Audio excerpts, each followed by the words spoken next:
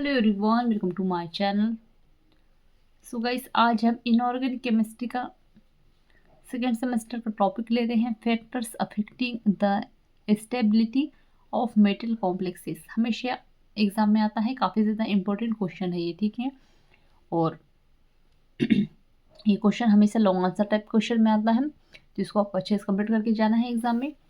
चलिए आगे देखते हैं कि आंसर इसका है, संकुल के स्थायित्व को निम्न प्रकार प्रभावित करते हैं, ठीक है। जो कॉम्प्लेक्स की स्टेबिलिटी को निम्न प्रकार से अफेक्ट करते हैं, ठीक है। तो इसके कुछ टॉपिक दिए गए हैं, पॉइंट दिए गए हैं। जैसे फर्स्ट है नेचर ऑफ मेटल आयन। तो धातु आयन की प्रकृति किसी भी संकुल के स्थायित्व को प्रत्येक रूप से प्रभावित करती है, जो निम्न प्रकार से है, ठीक है। क्या कह रहा है, जो मेटल आयन की जो प्रकृति होती है वो क्या होती है, जो नेचर होता है उसका, किसका, मेटल आयन का जो नेचर होता है वो किसी भी कॉम्प्लेक्स के स्टेबिलिटी को प्रत्येक रूप से प्रभावित करती है, ठीक है। जो मेटल आयन की जो नेचर होता है वो कैसा होता है कि जो किसी भी संकुल होता है या कॉम्प्लेक्स होता है, ठीक है, कॉम्प्लेक्स के स्टेबिलिटी को प्रत्येक रूप से प्रभावित करती है, ठीक है। जैसे कि निम्न प्रकार से दिया गया है। तो फर्स्ट दिया गया है चार्ज और मेटल आयन। आगे देखते हैं कि धातु पर आवेश बढ़ाने के साथ साथ, ठीक है, जो मेटल होते हैं उनमें चार्ज बढ़ाने के साथ साथ संकुल में स्थायित्व में वृद्धि होती है, ठीक है।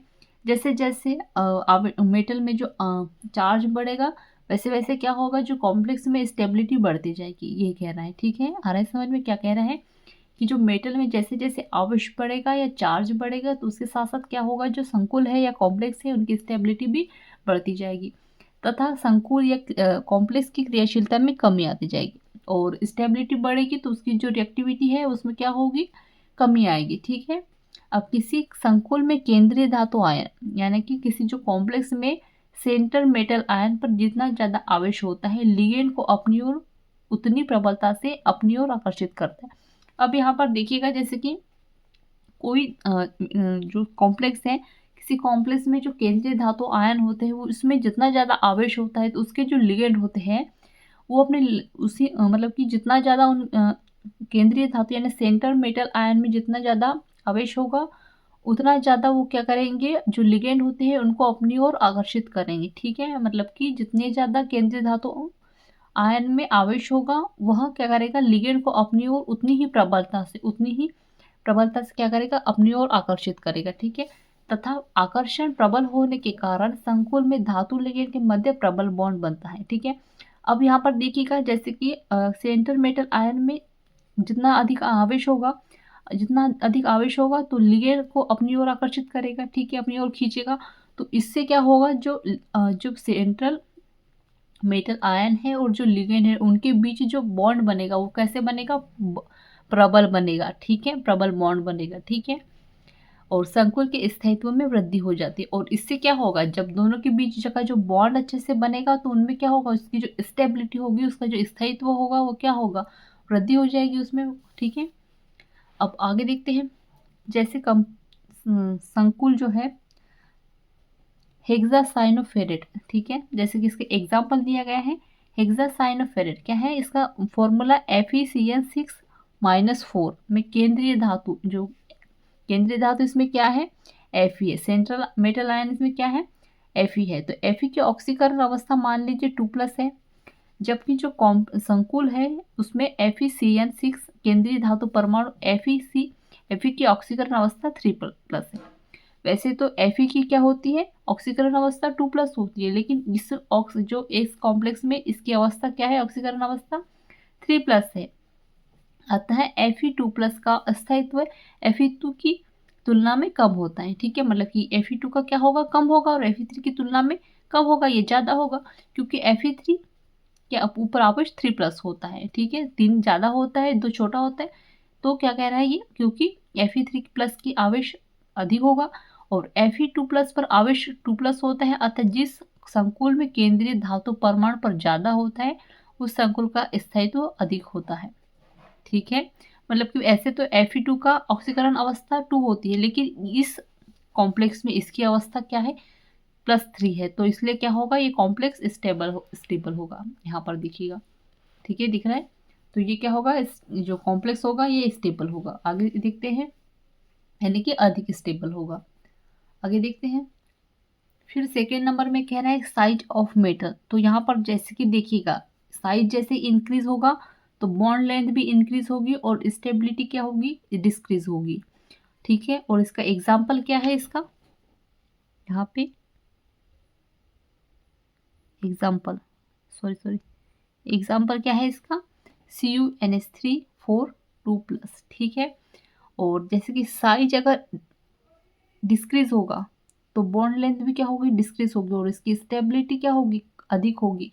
और इसका एग्जाम्पल दिया है FeNH3 4 2+। तो यहाँ पर देखिएगा, अगर साइज बड़ा है तो बॉन्ड लेंथ भी ज़्यादा होगी और स्टेबिलिटी इसकी क्या होगी, कम होगी। ठीक है, और यदि साइज छोटा है कॉम्प्लेक्स का, बॉन्ड लेंथ भी इसकी क्या होगी, कम होगी, और स्टेबिलिटी इसकी क्या होगी, अधिक होगी। और इनके एग्जाम्पल इस तरह से दिए गए हैं, इसको आपको अच्छे से याद कर लेना है। ठीक है, फिर आगे है 4 नंबर में oxidation state of metal ion.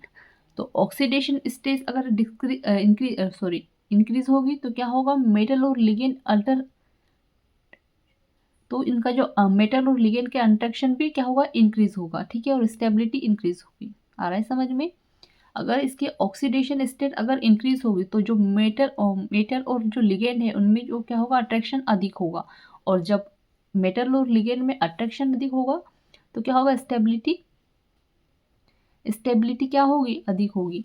और यहाँ पे अगर ऑक्सीडेशन स्टेट अगर कम होगी और तो मेटल और लिगेंड का अट्रैक्शन भी क्या होगा, कम होगा, और इसकी जो स्टेबिलिटी होगी वो क्या होगी, कम होगी। ठीक है, आगे देखते हैं।